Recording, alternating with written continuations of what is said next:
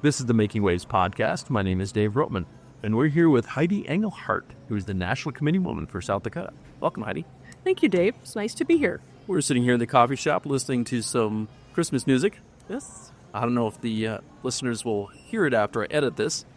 That's nice.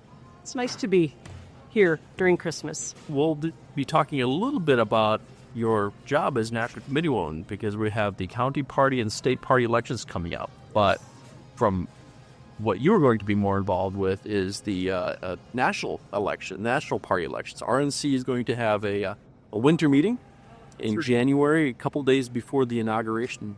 Yes. And you're going to be electing new leadership. So we will elect a chair, a co-chair, a secretary, and a treasurer for the executive board. We also will have elections for certain committees within our regions. And a lot of people don't realize that we have 5 regions on the RNC. South Dakota is in the Midwest region. So along with voting in our new leadership for the executive committee, we also will be voting in leadership for our Midwest region. Two of those will go serve on the executive committee, and the rest of them will serve within the regions. So I can explain those further if you want me to. Yeah, I'd like to. Okay, so within our regions, we will have we'll vote one man and one woman to serve as vice chair, and they will serve on the executive. Oh, I take that back. They're the vice chair of the Midwestern region, and then one man and one woman, and they'll serve on the executive committee. We have one man and one woman that will serve on the budget committee, and then we have 2 members that will serve on the resolution committee. So on that resolution committee, there would be 10 people serving on that committee. Let's go step back a little bit and talk a little about the RNC such committee itself. There's 168 of them, correct? Correct. 3 from each of the 50 states and 3 from each of the 6 territories. So that's 168. That's not a lot of people. And they are the ones that direct the national party. They elect the national leadership of the RNC. 5 regions, that's actually a significant number of people from the 168 who are going to be serving on this. Mm-hmm.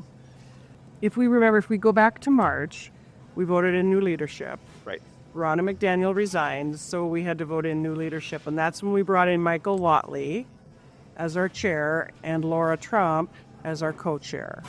So then they took over the RNC, and they worked on 3 things that Michael Whatley thought were extremely important. Is he wanted to have an exceptional convention.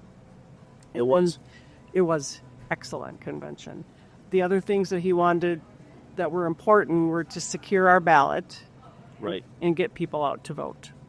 And obvious from this past election that his plan that he put forward was excellent. It worked well.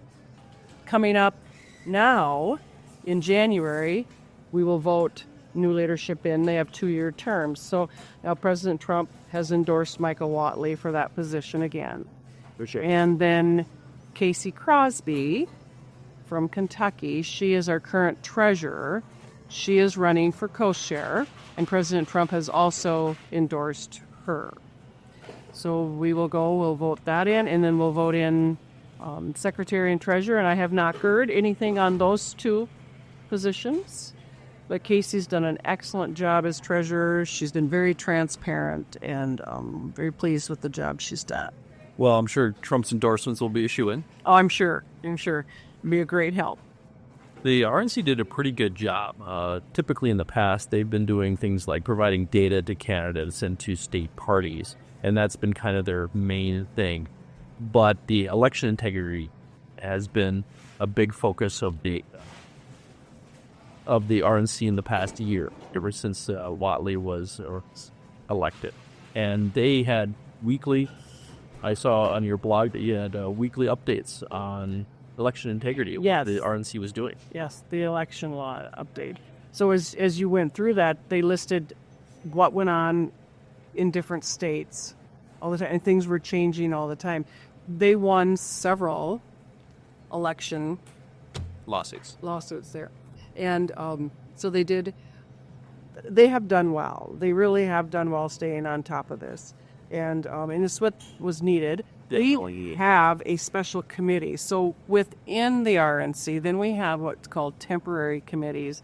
And the reason it's called temporary committees is because we have permanent committees, which would be like the resolution committee, the rules committee. That's in the bylaws. Right. So then we had temporary committees, and those committees, the election integrity is one of those. So we have... I wondered why they called them temporary committees. Yes. So that makes a lot of sense. So they're not a permanent.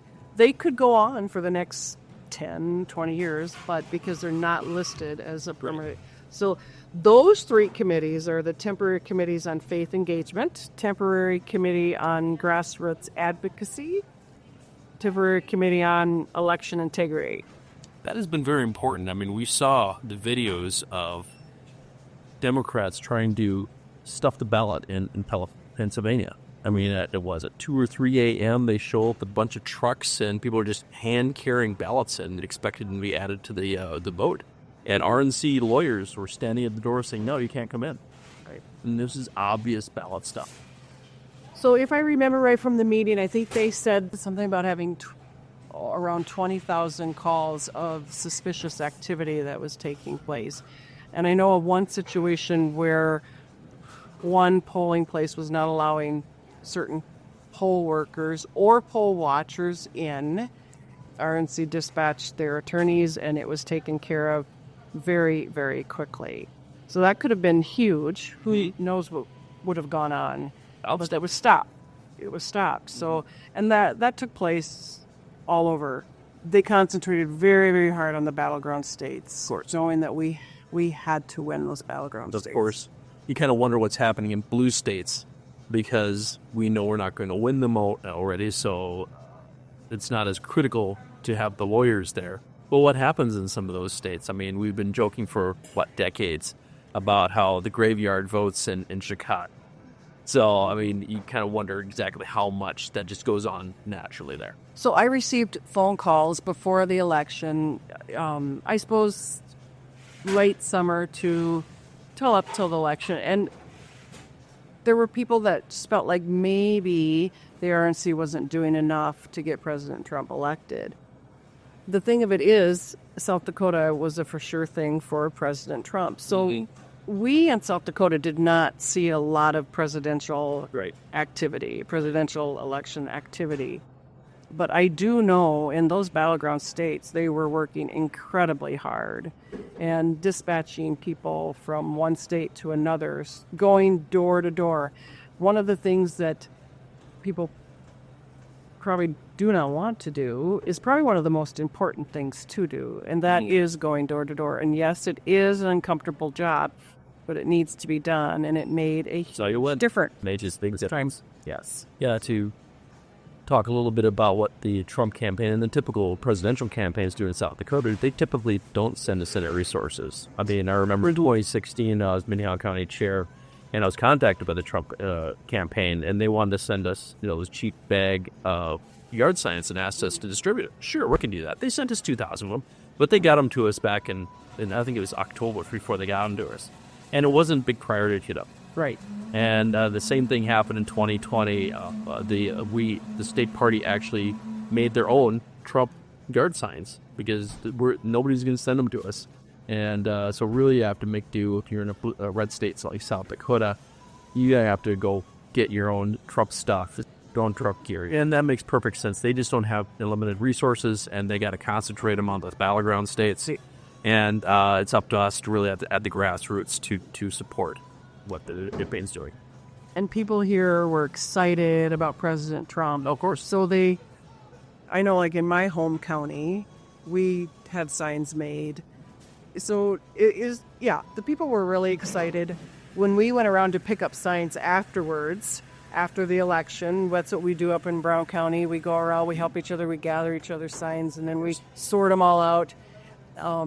We didn't touch those Trump signs because we knew to those people, those were their signs, and they wanted them left up. So they wanted time to celebrate President Trump's win. Yeah, here in Sioux Falls, some local legislators and some other activists got together and made their own signs.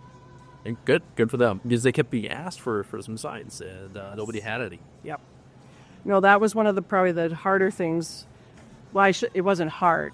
I just knew people were disappointed when they'd call me and I'd say, South Dakota's not going to get any of this. We're not going to get presidential election resources because we just know it's a for sure thing. Every cent needed to be put into those battleground states, and it worked. And if they would have taken those resources and put it in states that necessarily we didn't need to do that, we might not have won those battleground states the way we did. And we took every single one of them. But you were involved at the national level, too. Didn't the RNC have you do some postcards? Yes, we did. We did the postcard campaign. They called me wondering if I could get groups together who would handwrite personal notes, and then they would address them. The RNC would address them and mail them out. I was able to get 5 groups together to get this job done, and we did, I think, 1,700. We sent 1,700 postcards out of South Dakota. I was able to work with 3 of those groups, and what was so neat is the people were so excited because they felt like they were doing something when they were to get President Trump elected. Now, South Dakota, the cards that South Dakota did were mailed into Michigan. So, yeah, it was, people were excited about it. And addressing postcards or letters makes a difference because they're likely to be looked at or open. Yeah. One of the things they wanted was blue ink instead of black. Of course. Because blue is, because if it's black, it's probably printed from a printer. So blue would more likely be it was really handwritten. So, yeah. But it was all kinds of little details. Yes, there was. And we had to get them packed up and mailed out by a certain time so that thus they could get to Michigan. Well, they had to get back to the RNC. Then the RNC would address them, and then they were sent to Michigan. And in Michigan had to just, but it was, even though the RNC was part of it, Michigan itself had a role in that. It was a fun project. I think everybody enjoyed it. Hopefully next presidential election, South Dakota can do more of that yes. stuff. We'll get that organized, yes. Let's step back and talk a little bit about the RNC and how it's organized. A lot of folks don't seem to realize that there's the Republican National Committee, which is the overall umbrella organization. Then you have the NRSC, which is the Republican National Senatorial Committee, and the NRCC, which is the Republican National Congressional Committee. Right. So, and these are separate organizations. The RNC has no control over, no authority over the Senatorial Committee or the Congressional Committee. And really, Senatorial Committee spends all of its time trying to get senators elected. Right. And that's what the senators control. So the Republican senators are basically the central committee of the NRSC. And same thing with the Congressional Committee. The congressmen are part of that. And they do their own fundraising. They do their own campaigns. It's kind of like an umbrella organization. You got the RAGA, you got Republican Attorney General Association, the RG, Republican Governors Association. You've got all kinds of organizations like this. And it's almost like a franchise. You have there's so many different organizations more or less doing the same thing. But the RNC really is controlled by the president and the president's people. And their main job is to get the president elected, but also to support the state parties, to provide data. And as you said, certain projects like get out the vote efforts or election integrity efforts. And it's in a central organization, but it's not quite main center of all we're campaigning. A lot of senatorial stuff goes to NRSC, for example. We mentioned the 168, and that there's 3 people from each of those states. So South Dakota has the same representation in the 168 into the RNC as California or Texas. Correct. Could you talk a little bit about the organization of the RNC and what you've experienced? And in South Dakota, you're going to be running for an office, I believe? Yes. Okay, so like I explained earlier, we'll go to this meeting. It's January 15th, 16th, and 17th. So it's right before the inauguration. Mm-hmm.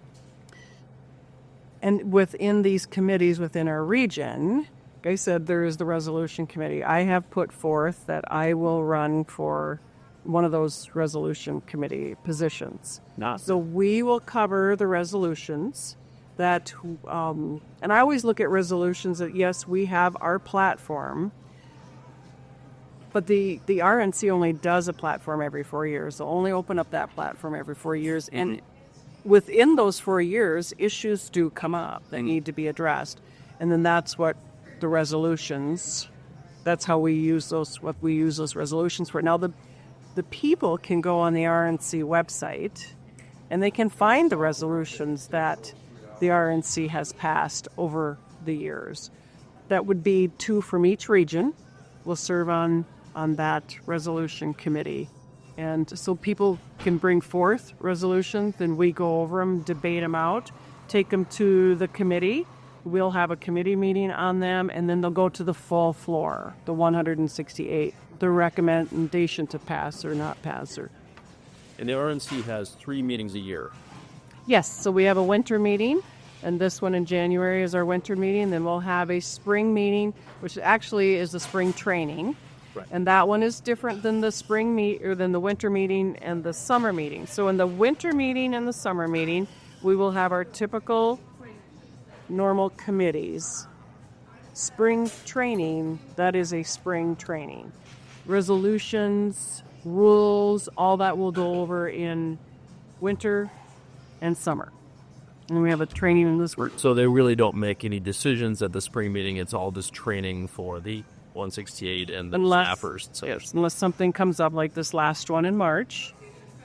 Rana had resigned, so we needed to vote in new leadership. I was able to attend that one.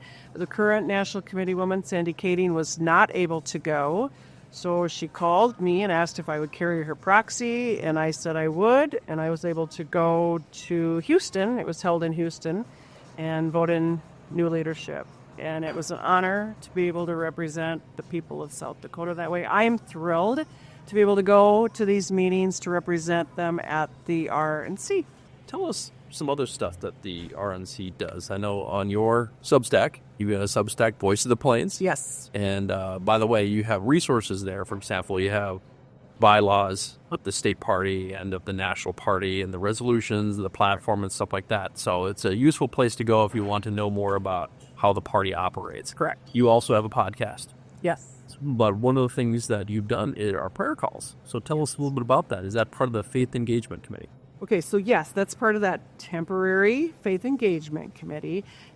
In that committee, one of the things that the RNC does is we have a national prayer call. It's always the second Tuesday of every month, 6 o'clock our time.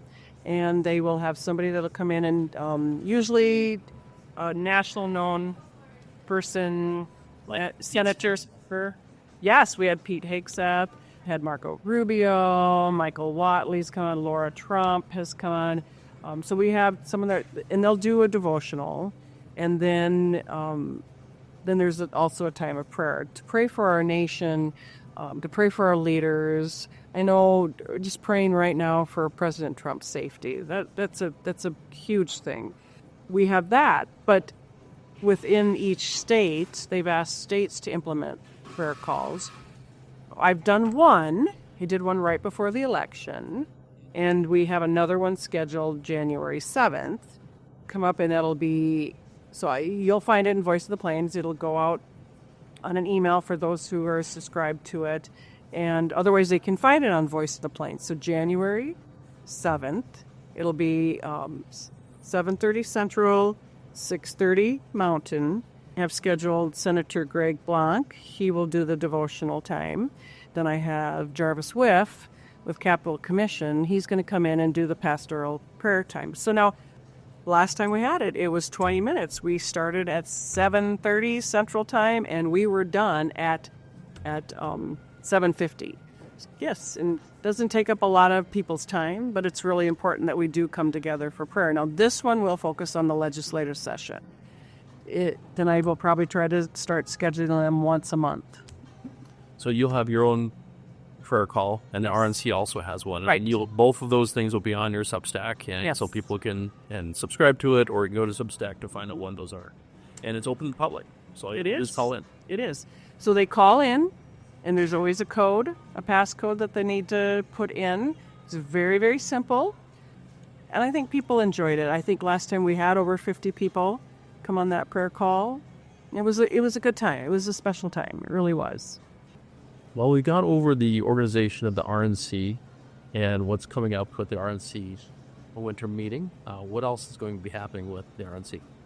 Well, I know one thing that I'm going to be doing within the state on January 28th, I have a Zoom call scheduled that'll go out on Voice of the Plains, a notification for that, so people should be looking for that.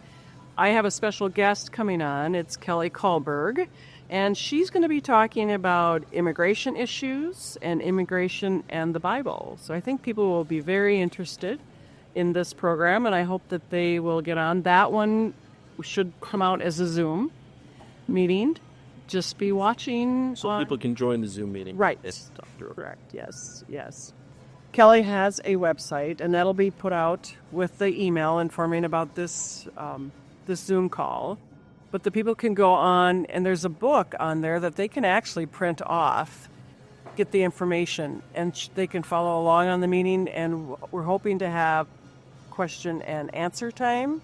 Yeah, I'm hoping many people will get on that. I think they'll enjoy that. And I do have other ideas for Zoom meetings and bringing on special guests for that we can do other times of the year. Hey, that sounds really great. Even very active as our National Committeewoman. Well, I tell you, I truly do enjoy my job. And I love the people of South Dakota. And it's been a joy. Anytime that I'm out with them, it has been a joy. And I'm just very, very thankful. I know we all appreciate it, and I've heard other delegates say how much they appreciate you're letting people know what's happening with the RNC and being sort of an information source about what's happening at the national level. Mm-hmm. And we all really appreciate it. And thank you so much for being on our blog. Thank you, Dave. Thanks for having me. This has been the Making Waves podcast. My name is Dave Rotman, and we've been here with Heidi Engelhart, who's the National Committeewoman for the South Dakota Republican Party.